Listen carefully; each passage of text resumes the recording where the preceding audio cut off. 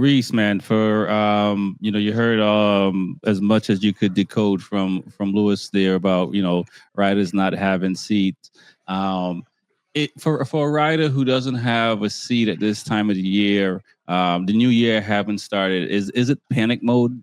I mean, are you starting to look at trying to see how many cars you can sell in your driveway, kind of thing, to do not necessarily do the worst, but make deals that you'd prefer to not make?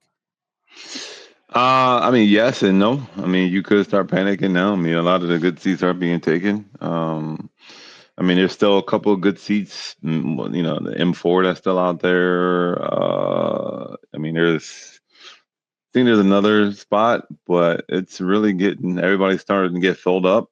I mean, right now, you may even take something you might not want to take, just to have a ride and still be in the paddock.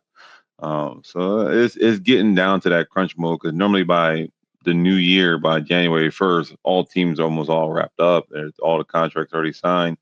A lot of things are in play already because, like Lewis said, come after the new year, after the first of the new year, come a couple maybe like another week into it, it's test time. It's just time to get out there on the bikes. So, and is it? I mean, I guess what is it like for the team as well? Because if you're a team and you don't have a rider right now, are you in a better situation than a rider? Or I mean, because if as you say, the good seats are taken up, and the good riders are taken up, so is it the teams that may not be as good, for lack of a better word, and is it? I mean, is it just the average getting together and kind of working it out, kind of thing? I mean, it is. I mean, as a team, we always want to have all our riders in play coming into the new year. You want to be able to go into the holidays kind of more on an easy mode, kind of like, all right, we know who our riders are, we know what we're gearing up against, where we're going to be, and not sit there and worry about, all right, who's going to be in this seat or who's still left out there that is, one of the top quality riders, like who can we go get? So you don't want to be sitting there scrambling at the last minute and just like, okay, we'll put a butt in the seat. We're not we're out here to win, and you want to be on a, especially when you're the top tier team, you want to be on the top podium.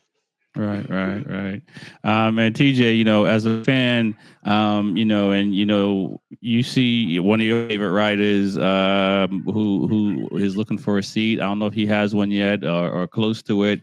How do you feel about, from the fan perspective, where you see names from last season, the season that just finished, that next year you may not be rooting for them. I know we've seen it in the past with other riders that, for whatever reason couldn't get those deals, and a lot of them come back to do some club racing and stuff like that. But what are your thoughts on seeing riders not getting a ride, and from your perspective still look like they deserve a ride? Yeah, man. I just always just try to enjoy the moment when you see a great rider because you never know like what can happen. Like now being into the sport, realize how expensive it is and what you got to put forward. And yeah, it's a lot of money and you have to have a lot of talent. So it is kind of bittersweet to not see it, the same rider repeat, moving on. But as long as they're out there, you can still see him. It's pretty cool. I think my guy Josh Herring did pull it out. So I think he's with Rahal Ducati, but he's going to be in Super Sport now.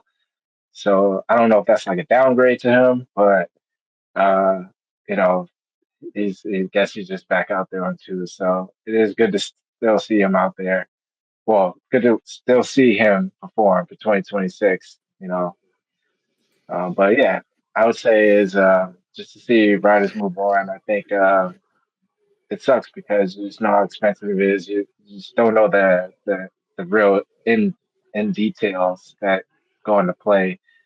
But as a fan, you just think they should just be out there because they're good riders. There's just so Right, much more right. into it. Yeah. There's a reason why Jennifer Lopez been engaged for 7 times and got 5 rings. Just because you look good, don't mean nobody want to keep your ass. You know what?